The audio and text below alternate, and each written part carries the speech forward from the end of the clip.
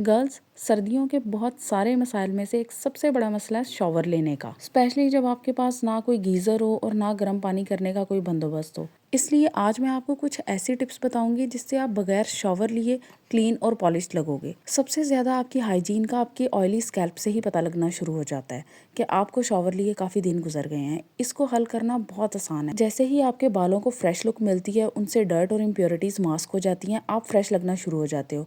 तो उसके लिए ड्राई शैम्पूज़ मिलते हैं, लेकिन हर बंदा ड्राई शैम्पूज़ अफोर्ड नहीं कर सकता। तो इसलिए इसके लिए कुछ टिप्स एंड ट्रिक्स हैं जो मैं आपको बहुत पहले भी बता चुकी हूँ, लेकिन ये स्पेसिफिकली इस कॉन्टेक्स्ट में है कि सर्दियों में जब आप ज़्यादा दिन शॉवर नहीं ले पाते तो अपने बालों को वॉल्यूमिनस और फ्लफ़ी लुक कैसे दी जाए। आपने लेना है कोई सा भी पाउडर। कोशिश करें कि बेबी पाउडर हो जाए। उसको आपने बिल्कुल इस तरीके से जैसे वीडियो में नज़र आ रहा है अपने बालों के अंदर स्प्रे कर लेना है और अपने बालों को अच्छे से ब्रश कर लेना है। आपके बाल बिल्कुल ऐसे हो जाएंगे जैसे अभी वॉश किए हैं। उसके बाद आपने अपनी बॉडी के कुछ हिडन क्रेविसेस को क्लीन करना है जहाँ पे डर्ट और इम्प्योरिटीज़ लॉज हो जाती हैं और आप में से एक अजीब सी स्मेल आना शुरू हो जाती है। तो उसमें सबसे पहले आ जाते हैं आपके कान। खास तौर पे कानों के पीछे से अच्छे से वेट वाइप्स की हेल्प से क्लीन किया करें। अगर आपके पास वेट वाइप्स नहीं है तो फिर आप किसी भी कॉटन के कपड़े को थोड़ा सा गीला करके अपने कानों के पीछे से अच्छे से साफ कर लिया करें। इसके बाद आपने अपनी नेक का खास ख्याल रखना है। हम अपना चेहरा तो धो लेते हैं लेकिन नेक को हमेशा इग्नोर कर जाते हैं। डर्ट की वजह से अगर आपकी नेक पे ब्लैक लाइंस होना तो बहुत ही ज़्यादा अनहाइजीनिक लुक आती है। इसलिए किसी भी कॉटन के कपड़े को गीला करके अपनी नेक पे भी फेरा करें। अगर आप उसको वॉश नहीं करना चाहती तो ये काम तो लाजमी किया करें। और इसके बाद आपका नेवल, अगर आप अपने बेली बटन को इग्नोर कर रही हैं ना काफ़ी टाइम से, तो आप उसको एक नज़र मार के देखें। उसके अंदर बहुत ज़्यादा मट्टी जम चुकी होगी फ्लेक्स की सूरत में। इसलिए आप बेली बटन को बिल्कुल इग्नोर ना किया करें। कोई भी ऑयल लेके उसको आपने टिश्यू पे अच्छे से अप्लाई करके अपने बेली बटन को साफ़ कर लेना है। इस एरिया को आपने पोक नहीं करना। कोशिश करनी है कि जितना नरम हाथ रख सकें उतना ही रखें, लेकिन ऑयल लगा होगा ना तो फ्लेक्स ईजिली रिमूव हो जाएंगे।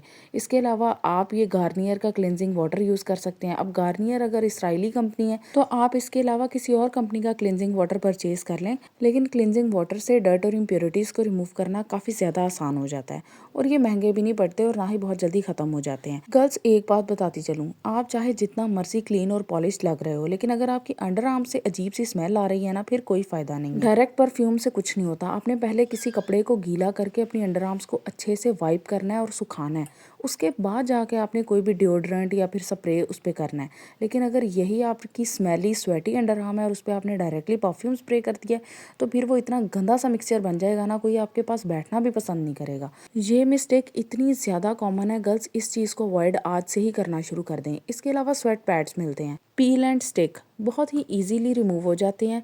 और उसके बाद आपने अपनी शर्ट जो भी कुछ आपने पहना हुआ है या फिर आपकी ब्रा, उसके इनर पोर्शन के अंदर आपने इसको लगाना होता है और ये स्वेट को खुद ही सोक करना शुरू कर देते हैं। ना तो आपके कपड़ों पे पसीने के दाग पड़ते हैं और ना ही स्मेल आती है।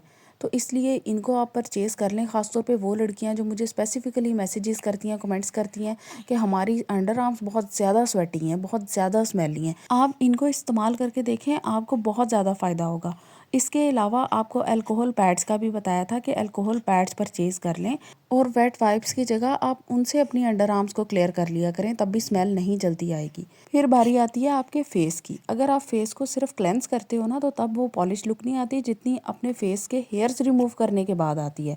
तो आपने कुछ भी नहीं, सिर्फ एलोवेरा जेल अप्लाई करनी है और इस तरह के टिंकल रेजर की हेल्प से फेस के सारे हेयर्स रिमूव कर लेने हैं। सिर्फ इसको 45 डिग्री के एंगल पे पकड़ना होता है और एक रिदम में स्ट्रोक्स के थ्रू अपने सारे हेयर्स रिमूव कर लेने होते हैं। आपने ए रिदमिक मूवमेंट नहीं रखनी होती ताकि आपके फेस पे कट्स ना लगें और ना ही कोई बम्प्स और कॉमेडोन्स बनने का चांस हो। इसलिए आपने ना सिर्फ सॉफ्ट और रिदमिक स्ट्रोक्स अप्लाई करने होते हैं। एक दफ़ा ये चीज़ करके देखें, यकीन करें इसका कोई नुकसान नहीं है। आहिस्ता आहिस्ता बाल कम होना शुरू हो जाते हैं। जिन लोगों को ये लगता है कि बाल थिक हो जाएंगे और बहुत ज़्यादा आना शुरू हो जाएंगे, ऐसा नहीं होता। बाल थोड़ा जल्दी आ जाते हैं लेकिन ना तो थिक होते हैं और ना ही ज़्यादा आते हैं।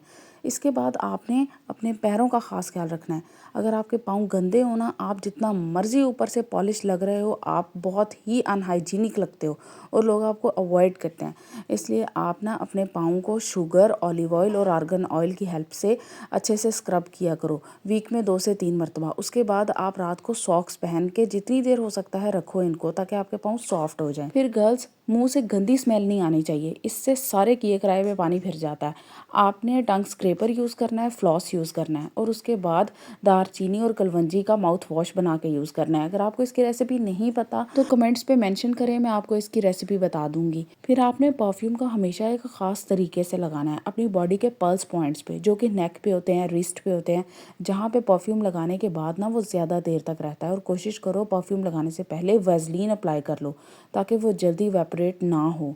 और पल्स पॉइंट्स पे लगाने से ये होता है कि उसकी जो फ्रेगरेंस है वो मल्टीप्लाई हो जाती है, क्योंकि ये एरियाज हीट अप होते हैं। अदरवाइज जो लोग परफ्यूम को सिर्फ हवा में स्प्रे कर रहे होते हैं ना, कभी आप खुद गौर करके देखें कि आप परफ्यूम के साथ कर क्या रहे हैं। आपके पैसे भी ज़ाया होते हैं, आपके परफ्यूम्स जल्दी ख़त्म भी हो जाते हैं और आप में से खुशबू तो आती ही नहीं है।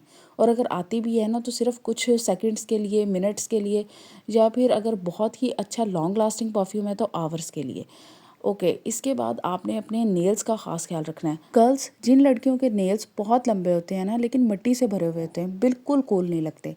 इवन आपसे तो किसी का हाथ मिलाने का भी दिल नहीं चाह रहा होता, क्योंकि नेल्स के अंदर जिस तरह का गंद होता है आपको आइडिया भी नहीं है। इसलिए नेल्स चाहे छोटे ही हों लेकिन क्लीन हो ना तो बहुत प्यारे लगते हैं। इसलिए एक हद से ज़्यादा ना बढ़ने दें अगर आप उनकी केयर नहीं कर सकती। अगर आप उन्हें साफ़ सुथरा रख सकती हैं फिर जितने मर्जी लंबे कर लें। उसके बाद उनको अच्छे से साफ़ करें, ब्रश की हेल्प से करें, अंदर से साफ़ करें, जितनी भी गंदगी है उसको निकालने की कोशिश करें, नेल्स को फाइल करें। उसके बाद आप उस पर कोई टॉप कोट लगाएं, एनामल लगाएं, फिर आप उस पर नेल पॉलिश अप्लाई करें। खाली नेल पॉलिश लगाने से आप कभी भी कॉन्फिडेंट और हाइजीनिक फील नहीं करेंगी। हालांकि दूसरों को नज़र नहीं आएगा कि आपके नेल्स कितने गंदे हैं, लेकिन आपको पता होता है। इसलिए अपने आप को सेटिस्फाई करने के लिए इन स्टेप्स को लाजमी फॉलो करें।